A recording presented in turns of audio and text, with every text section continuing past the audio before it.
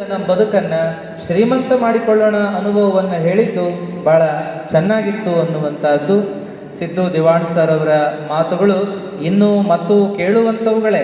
ನೀವೆಲ್ಲ ಭಾಳ ಜನ ಅವರ ಮಾತುಗಳನ್ನು ಕೇಳಿರ್ತೀರಿ. ನಾವುಗಳು ಮೊನ್ನೆ ಮುಧೋಳದಲ್ಲಿ ಅವರ ಮಾತುಗಳನ್ನು ಕೇಳಲಿಕ್ಕೆ ಅವಕಾಶ ದೊರೆತಿತ್ತು, ಭಾಳ ಆನಂದವನ್ನು ಪಟ್ಟಿದ್ವಿ.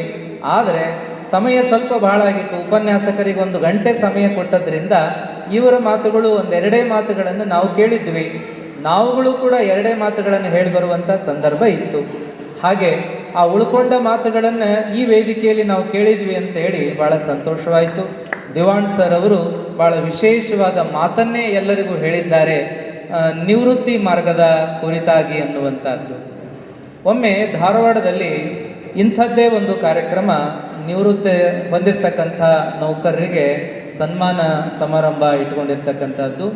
ಸಿದ್ದೇಶ್ವರ ಸ್ವಾಮೀಜಿಯವರು ಆ ಸಂದರ್ಭದಲ್ಲಿ ಇದೇ ತೆರನಾದ ಮಾತನ್ನು ಹೇಳ್ತಾ ಬಂದಿದ್ರು. ನಮ್ಮ ದಿವಾಣ್ ಸರ್ ಅವರು ಹೇಳಿದ್ರಲ್ಲ, ನಾವೆಲ್ಲ ನಿವೃತ್ತರಾದ್ವಿ ಅಂದ್ರೆ ರಿಟೈರ್ ಆದ್ವಿ ಅಂತ ತಿಳ್ಕೊಳ್ತೀವಿ. ನಾವು ಬರೀ ಉದ್ಯೋಗದಿಂದ ರಿಟೈರ್ ಆದ್ವಿ ಅಂತ ತಿಳ್ಕೊಂಡ್ರೆ ಬಹಳ ಒಳ್ಳೆಯದು. ಆದ್ರೆ ನಾವು ಏನೇನೆಲ್ಲ ತಿಳ್ಕೊಂಡ್ಬಿಡ್ತೀವಿ ಅಂದರೆ, ಆಯಿತು ನಾವಿನ್ನು ರಿಟೈರ್ ಆದ್ವಿ ಅಂದರೆ ಶಕ್ತಿ ಮುಗೀತು ಅಂತ. ಶಕ್ತಿ ಮುಗೀತು ಅನ್ಕೋತೀವಿ, ಇನ್ನು ಜೀವನ ಮುಗೀತು ಅನ್ಕೋತೀವಿ, ಇನ್ನು ನಮ್ಮ ಆರೋಗ್ಯ ಮುಗೀತು ಅನ್ಕೋತೀವಿ, ಇನ್ನು ನಮ್ಮ ಜೀವನೋತ್ಸಾಹ ಮುಗೀತು ಅನ್ಕೋತೀವಿ, ಇನ್ನು ನಾವೆಲ್ಲ ಮೊದಲಿನ ಹಾಗಿರ್ಲಿಕ್ಕೆ ಆಗೋದಿಲ್ಲ, ಅದು ಎಲ್ಲ ಮುಗೀತು ಅನ್ಕೋತೀವಿ.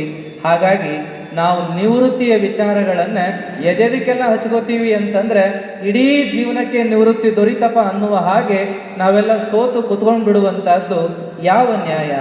ಹಾಗಾಗಿ ನಾವು ಉದ್ಯೋಗಕ್ಕೆ ನಿಂತಿದ್ವಿ, ಉದ್ಯೋಗವನ್ನು ಮಾಡ್ತಾ ಇದ್ವಿ, ಆ ಉದ್ಯೋಗಕ್ಕೆ ನಿವೃತ್ತಿ ದೊರೆತಿದೆ. ಇನ್ನು ನಾವು ಮತ್ತಷ್ಟು ಮಗದಷ್ಟು ಜೀವನವನ್ನು ಅನುಭವಿಸಬೇಕು, ಆನಂದಿಸಬೇಕು ಅಲ್ಲಿ ಹೇಳ್ತಾ ಬಂದಿದ್ರು. ಹಾಗಾಗಿ ತಾವೆಲ್ಲರೂ ಕೂಡ ಹಿರಿಯರು ಈ ಸಂದರ್ಭದಲ್ಲಿ ಈ ಪೂಜ್ಯರ ಮಾತುಗಳನ್ನೇ ನೆನಪಿಡಬೇಕಾದದ್ದು ಏನಪ್ಪ ಅಂತಂದರೆ, ನಾವು ನಿವೃತ್ತರಾದ್ವಿ ಎದಕ್ಕಂದರೆ ನಾವು ಎಲ್ಲ ಜೀವನೋಪಾಯಕ್ಕಾಗಿ ಮಾಡ್ತಕ್ಕಂಥ ಒಂದೊಂದು ಕೆಲಸಕ್ಕೆ ನಿವೃತ್ತರಾದ್ವಿ ಅಷ್ಟೇ.